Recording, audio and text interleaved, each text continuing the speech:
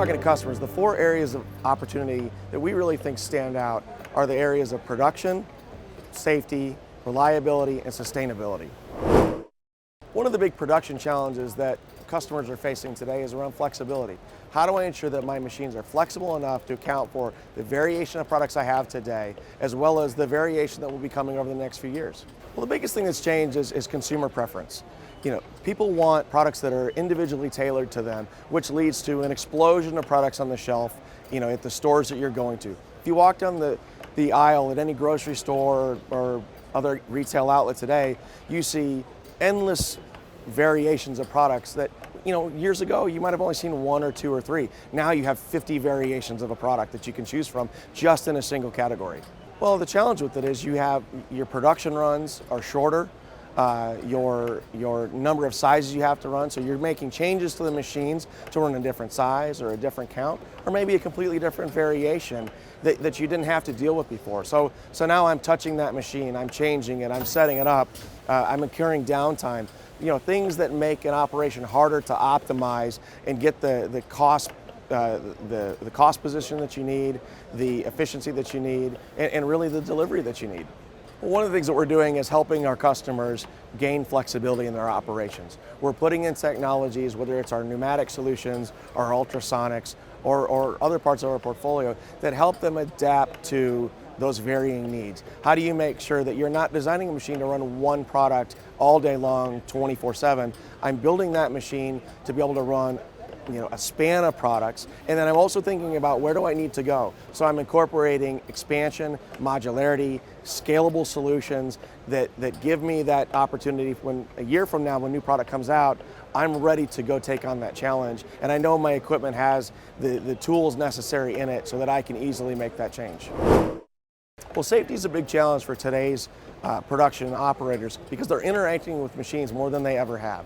So what's happening is I'm doing more changeovers, I'm loading product in, I'm loading product out. So I, as an operator, am touching that machine dozens and dozens of times a shift. Every time an operator reaches into that machine, there's a potential for something to happen. What we want to do is make sure that the energy that's in that machine, whether it's pneumatic energy, gravitational energy, electrical energy, that it's isolated. So that when that operator reaches their hand in to take a product out, clear a jam, perform a task, that they know that they're going to be in that machine and they're going to be safe. So there's two elements that are really driving companies to think about the impact of sustainability. One is the impact on cost. What is my delivered cost of the product? The more material I'm throwing away, that's material variance. That's money I'm putting in the trash can literally at that point. So how do I take care of that opportunity to inch up the profitability of my business? Really margins are tight, the field is competitive. Any way that I can improve my chance of succeeding and really thriving in the market and building my profitability up as an end packager or as a customer, that's something that they're talking to us and thinking about. The second element is a lot of companies are thinking today about what's the impact of material going to landfills? What's their environmental impact? How are they making sure that they're being good stewards of their communities, of the earth, of the environment in general? So by reducing the waste we're putting, the scrap material we're trimming off, the scrap material at the beginning and the end of a run, bad products that we're producing, we're essentially shrinking down the amount of product that's going into a landfill. Well, reliability is a huge focus of our customers today.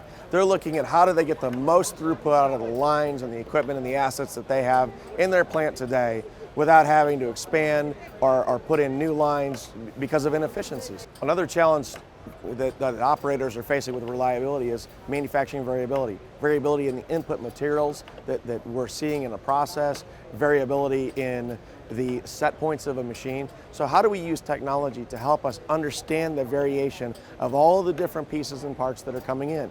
Whether it's the process stream coming in, the material inputs that I'm using, or even the utilities like compressed air and power. The better I can understand those, and the better I can put, the better technology I put in place to help manage through those and keep my machine running at its optimal point, the more effective I'm going to be at ensuring that machine stays running when I'm expecting it to run.